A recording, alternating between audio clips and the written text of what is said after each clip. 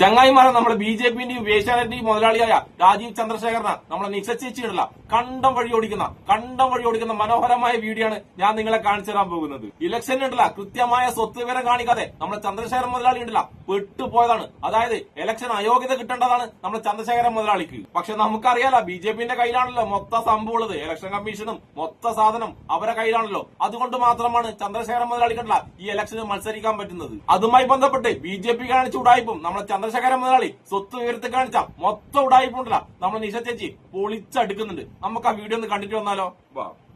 നമസ്കാരം.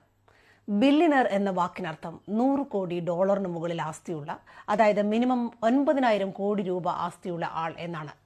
കേരള രാഷ്ട്രീയത്തിൽ അങ്ങനെ ഒരു ബില്യണർ ഉണ്ട്. BJP സംസ്ഥാന പ്രസിഡന്റ് രാജീവ് ചന്ദ്രശേഖരൻ.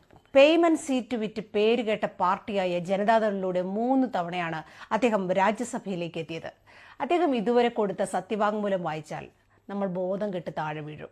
അതിൽ പറഞ്ഞിരിക്കുന്ന സ്വത്ത് വിവരം നോക്കൂ. 2006 25 കോടി രൂപ, 2012 37 കോടി, 2018 65 കോടി, 2024 36 കോടി. ഇപ്രാവശ്യം നേമത്ത് കൊടുത്ത പത്രികയിൽ കാണിച്ചിരിക്കുന്ന ആസ്തി 93 കോടി. ആ സത്യവാങ്മൂലം ഒരു നുണ വാക്മൂലമാണെന്ന് പറഞ്ഞ് കോൺഗ്രസ് രാജീവിന്റെ 200 കോടിയിലധികം വില വരുന്ന വീടിന്റെ കെട്ടിട നികുതി അടച്ച രസീത് പുറത്തുവിട്ടു. അത് ഡൗൺലോഡ് ചെയ്ത് വെരിഫൈ ചെയ്യാൻ ബാംഗ്ലൂർ സിറ്റി കോർപ്പറേഷന്റെ വെബ്സൈറ്റ് ലിങ്ക് ഉൾപ്പെടെയാണ് പുറത്തുവിട്ടത്. ഇന്ന് നേമത്തെ കോൺഗ്രസ് സ്ഥാനാർത്ഥി ശബരിനാഥൻ റിട്ടേണിംഗ് ഓഫീസർ കൂടിയായ ജില്ലാ ലേബർ ഓഫീസർക്ക് ഒരു പരാതി കൊടുത്തു. രാജീവിന്റെ പത്രിക സ്വീകരിക്കാതെ താൽക്കാലികമായി മാറ്റിവെച്ചു എങ്കിലും പിന്നീട് സ്വത്ത് പരിശോധിച്ച് തീർപ്പാക്കേണ്ടത് റിട്ടേണിംഗ് ഓഫീസറുടെ അധികാര പരിധിക്ക് പുറത്താണെന്ന വാദം പറഞ്ഞ് പത്രിക അംഗീകരിച്ചു. ഇതൊരിക്കലും ഈ വിഷയത്തിലെ അന്തിമ തീർപ്പല്ല എന്ന് മാത്രമല്ല തികഞ്ഞ നീതികേടുമാണ്. തെരഞ്ഞെടുപ്പ് കേസുകൾ 5ഉം 10ഉം വർഷം എടുത്ത് തീർപ്പാക്കുന്ന അവസ്ഥയിൽ ഇത് ജനാധിപത്യത്തിനോടുള്ള വെല്ലുവിളിയാണ്. താമസിക്കുന്ന വീട് ഉൾപ്പെടെ 200 കോടിയിൽ പരം രൂപ വിലമതിക്കുന്ന സ്വത്തുക്കൾ സത്യവാങ്മൂലത്തിൽ ചേർത്തിട്ടില്ല എന്ന ആരോപണം രാജീവ് ചന്ദ്രശേഖറും അദ്ദേഹത്തിന്റെ വക്കീലും സൂക്ഷ്മ പരിശോധനയ്ക്കും അതിനുശേഷമുള്ള പത്രസമ്മേളനത്തിലും സമ്മതിച്ചിട്ടുണ്ട്. പക്ഷേ അതിന് പറയുന്ന കാരണമാണ് വിചിത്രം. ആ വീടും സ്ഥലവും തന്റേതോ തന്റെ കമ്പനിയുടേതോ അല്ല, അത് പാർട്ണർഷിപ്പിൽ വാങ്ങിയതാണെന്നാണ് പറയുന്നത്. അങ്ങനെ ഭൂമി ഇല്ല എന്ന് ഞാൻ പറഞ്ഞിട്ടില്ലല്ലോ. ആ ഭൂമി, ആ വീട് എന്റെ അല്ല, ഒരു കമ്പനീന്റെ ആണ് എന്ന് ഞാൻ കൃത്യമായി ഇന്ന് ക്ലാരിഫൈ ചെയ്യുന്നു. പോരെ? അല്ല, വീടുണ്ട്, നല്ല വീടുമാണ്. ഞാൻ വളരെ സ്നേഹത്തോട് ഉണ്ടാക്കിയൊരു വീടുമാണ്. അതെല്ലാം കറക്റ്റാ. പക്ഷെ ആ വീട് എന്റെ പേരിലല്ല. അതാണ് പോയിന്റ്. അതെ, ഓക്കെ. അത് ഞാൻ ക്ലാരിഫൈ ചെയ്യാം, വേണമെങ്കിൽ ക്ലാരിഫൈ ചെയ്യാം. ഇത് നിങ്ങൾക്ക് അത് മനസ്സിലാക്കണമെന്ന് ഞാൻ പറയുന്നത്. വീട് ഓൺ ചെയ്യുന്ന ഒരു പാർട്ട്ണർഷിപ്പ് ഫേമാണ്. ആ പാർട്ട്ണർഷിപ്പ് ഫേമിന്റെ പാർട്ട്ണറാണ് ഞാൻ. ആരാണ് ആ പാർട്ട്ണർ? സ്വന്തം ഭാര്യ തന്നെയല്ലേ അദ്ദേഹത്തിന്റെ പാർട്ട്ണർ? രാജീവ് അത് പറഞ്ഞില്ലെങ്കിലും അതല്ലേ സത്യം?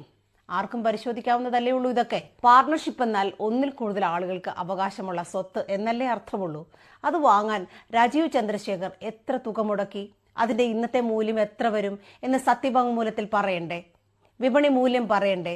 ഗൈഡൻസ് വാല്യൂ എങ്കിലും കാണിക്കണ്ടേ? പാർട്ണർഷിപ്പ് ഉടമസ്ഥത എങ്ങനെയാണ് പ്രവർത്തിക്കുന്നതെന്ന് അറിയാത്തവരാണോ നമ്മൾ? ഇത്തരം മണ്ടത്തരങ്ങൾ പറഞ്ഞ ആരെയാണ് ഈ മുതലാളി വിഡ്ഢിയാക്കാൻ നോക്കുന്നത്? ആദ്യത്തെ ഇലക്ഷനിൽ കാണിച്ച തിരിമറി വീണ്ടും കാണിച്ചത് ആദ്യം പറഞ്ഞ നുണയാണെന്ന് സമ്മതിക്കാതിരിക്കാനായിരിക്കണം. പല നാൾ കള്ളൻ ഒരു നാൾ പിടിയിലെന്ന് കേട്ടിട്ടില്ലേ? കോൺഗ്രസ് പുറത്തുവിട്ട പ്രോപ്പർട്ടി ടാക്സ് റെസിപ്റ്റിൽ രാജീവ് ചന്ദ്രശേഖരൻ എന്നാണ് നികുതി അടച്ച വസ്തുവിന്റെ ഉടമയുടെ പേര്. ഇന്ന് നടത്തിയ വാർത്താ സമ്മേളനത്തിൽ അദ്ദേഹം പറഞ്ഞു അദ്ദേഹം വളരെ ഇഷ്ടത്തോടെ പണിത വീടാണ് അത് എന്ന്. അത് തന്നെയല്ലേ ഞങ്ങൾ പറഞ്ഞതിന് ഏറ്റവും വലിയ തെളിവ്? അപ്പോൾ 200 കോടിയുടെ വീടിന്റെ വിവരം സത്യവാങ്മൂലത്തിൽ വരണ്ടേ? രാജീവ് പറയുന്നു നിങ്ങൾക്ക് പരാതി ഉണ്ടെങ്കിൽ കേസ് കൊടുക്കാൻ. 2018 മുതൽ അദ്ദേഹത്തിന്റെ ഇത്തരം തെരഞ്ഞെടുപ്പ് തിരിമറികൾക്കെതിരെ പല കേസുകളും കോടതിയുടെ മുന്നിലുണ്ട്. കേസ് കൊടുത്താൽ കോടതി അതെടുത്ത് ഇലക്ഷൻ കമ്മീഷൻ അന്വേഷിക്കാൻ അയക്കും. അവരത് പ്രത്യക്ഷ നികുതി വകുപ്പായ CBDTക്ക് കൊടുക്കും. ഇങ്ങനെ ഇലക്ഷൻ കമ്മീഷനും കോടതിയും നികുതി വകുപ്പും കൂടി കേസുകൾക്ക് മുകളിൽ അടയിരിക്കാൻ തുടങ്ങിയിട്ട് വർഷങ്ങളായി. തീർപ്പാക്കണമെന്ന് ബന്ധപ്പെട്ട ഡിപ്പാർട്ട്മെന്റുകൾക്കോ രാജീവ് ശേഖറിനോ താല്പര്യമില്ല. പണത്തിന് മുകളിൽ പരുന്തും പറക്കില്ല എന്ന് കേട്ടിട്ടില്ലേ? അത് തന്നെയാണ് ഇക്കാര്യത്തിലും നടക്കുന്നത്. മുമ്പ് 2024 ലോക്സഭാ തെരഞ്ഞെടുപ്പിൽ സൂറത്തിലെ കോൺഗ്രസ് സ്ഥാനാർത്ഥിയുടെ പത്രിക തള്ളിയത് ഒരൊപ്പ് മാറിപ്പോയതുകൊണ്ടാണ്. മധ്യപ്രദേശിലെ സമാജ്വാദി പാർട്ടി സ്ഥാനാർത്ഥിയെ അയോഗ്യയാക്കിയത് ഒരു സ്ഥലത്ത് ഒപ്പിടാൻ വിട്ടുപോയതിനാണ്. പക്ഷെ ഒരു 200 കോടിയുടെ വീട് കാണിക്കാതെ മുക്കിയ ഏഷ്യാനെറ്റ് പോലെയുള്ള 60ഓളം കമ്പനിയുടെ മൊത്തം മൂല്യം 6.38 ലക്ഷവും കാണിച്ച് രാജ്യത്തെ ഭരണകക്ഷിയിൽപ്പെട്ട വലിയ മുതലാളിയുടെ മുന്നിൽ എല്ലാ നിയമങ്ങളും മറ്റ് സംവിധാനങ്ങളും മുട്ടുമടക്കും. നിങ്ങളുടെ കൺമുമ്പിൽ അരങ്ങേറുന്ന നഗ്നമായ ജനാധിപത്യ ധ്വംസനം, ഈ കള്ളത്തരം യഥാസമയം തടയിടാൻ കോടതികൾക്കാകുമോ എന്ന കാര്യം സംശയമാണ്. പക്ഷേ നിങ്ങൾക്കാകും, നമുക്കാകും. നിയമത്തുള്ളവർക്ക് അതൊരു വോട്ടിലൂടെ ചെയ്യാൻ പറ്റും. ഒരു പൗരൻ എന്ന നിലയിൽ നിങ്ങളുടെ അധികാരം ഉപയോഗിച്ച് അത് ചെയ്യുക. ബാക്കിയുള്ളവർക്ക് ഈ വീഡിയോ ഷെയർ ചെയ്തും ഇതിനെക്കുറിച്ച് അറിയാവുന്നവരോട് സംസാരിച്ചും ഇത്തരം കള്ള നാണയങ്ങളെ തുറന്നു കാട്ടുക. അവരെ ജയിലിൽ അയക്കാൻ കഴിഞ്ഞില്ലെങ്കിലും മിനിമം വീട്ടിലിരുത്തുകയെങ്കിലും ചെയ്യുക. ജയ് ഹിന്ദ്.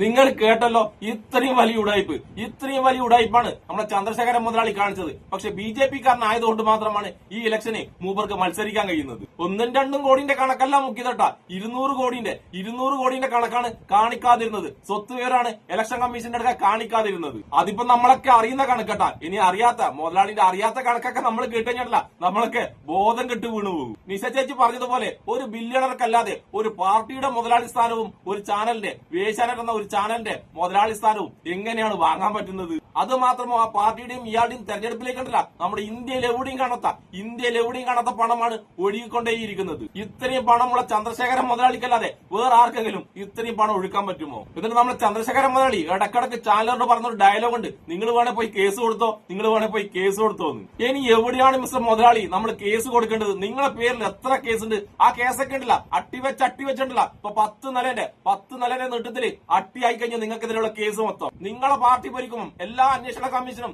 നിങ്ങളെ കയ്യിലിരിക്കുമ്പോൾ ആരാണ് നിങ്ങൾക്കെതിരെ അന്വേഷണം നടത്തേണ്ടതിന്റെ മുതലാളി? പിന്നെ വേറൊരു കാര്യമുണ്ട്, ഇയാളെപ്പോലത്തെ ആളെല്ലാം BJPയിലേക്ക് പോകുമ്പോൾ തന്നെ നമുക്കറിയാലോ ഇഡിനെ പേടിച്ചിട്ടാണ് അങ്ങോട്ടേക്കുള്ള യാത്ര എന്ന്. പിന്നെ അങ്ങോട്ട് എന്താണ്, ഇഡിനെയും പേടിക്കണ്ട, എത്ര വേണമെങ്കിലും തട്ടിപ്പ് പിന്നെ കാണിച്ചുകൊണ്ടേയിരിക്കാം. ഇലക്ഷൻ ഉണ്ടല്ലോ മറ്റുള്ള പാർട്ടിക്കാരുടെ സ്ഥാനാർത്ഥിന്റെ ഒപ്പിന്റെ നീട്ടം കുറഞ്ഞാലോ അതോ അതിലെഴുതിയ മഷിയുടെ കട്ടി കുറഞ്ഞാലോ വരെ ഇലക്ഷൻ കമ്മീഷൻ ഉണ്ടല്ല അവിടെ സ്ഥാനാർത്ഥിത്വം റദ്ദാക്കുന്നതാണ്. അവിടെയാണ് 200 കോടിയുടെ തട്ടിപ്പ്, 200 കോടിയുടെ സ്വത്ത് വിവരം പുറത്തു പറയാത്ത മുതലാളി ഒരു കുഴപ്പമില്ലാതെ ഈ ഇന്ത്യയിൽ ഈ കേരളത്തിൽ മത്സരിക്കുന്നത്. അതുകൊണ്ട് ഈ കെട്ടകാലത്ത് ഇങ്ങനെ ഒരു വിധിയല്ലാതെ മറിച്ചൊരു വിധി നിങ്ങൾ പ്രതീക്ഷിച്ചോ എന്റെ നിഷ്കളങ്കരെ? അതുകൊണ്ട് എന്തെങ്കിലും ചെയ്യാൻ പറ്റുന്നുണ്ടെങ്കിൽ അത് നിയമത്തെ ജനങ്ങൾക്ക് മാത്രമേ ചെയ്യാൻ പറ്റൂ. നിങ്ങൾ തീരുമാനിക്കണം. ഇതുപോലൊരു ഉടായ്പ് നിങ്ങൾ MLA ആകണോ, നിങ്ങൾ ചാണകത്തിൽ ചവിട്ടണോ, അതൊക്കെ നിങ്ങൾ തന്നെ തീരുമാനിച്ചോ. ഇത്തരം ആൾക്കാർ അങ്ങനെ നിയമസഭയിൽ പോയിട്ടുണ്ടെങ്കിൽ ഇന്നലെ കണ്ട പോലെ തുണിയില്ലാത്ത സന്യാസിമാരുടെ ഒഴുക്കായിരിക്കും നമ്മുടെ നാട്ടിലേക്ക്. അതിന്റെ കൂടെ കേരളം ഇതുവരെ കാണാത്ത വലിയ തട്ടിപ്പുകൾ ഉണ്ടല്ല, അത് നമുക്ക് കാണാൻ പറ്റും. അതുകൊണ്ട് നിയമത്തെ ജനങ്ങളുണ്ടല്ല ചാണകം ചവിട്ടില്ല എന്ന് നമ്മൾ പ്രതീക്ഷിക്കുന്നു. ഏതായാലും ചന്ദ്രശേഖര മുതലാളിയെ കണ്ടം വഴി ഓടിച്ച നിശ ചേച്ചിക്കും എന്നെ ഇഷ്ടപ്പെടുന്ന എല്ലാവർക്കും എന്റെ ഒരു നല്ല സുലാൻ.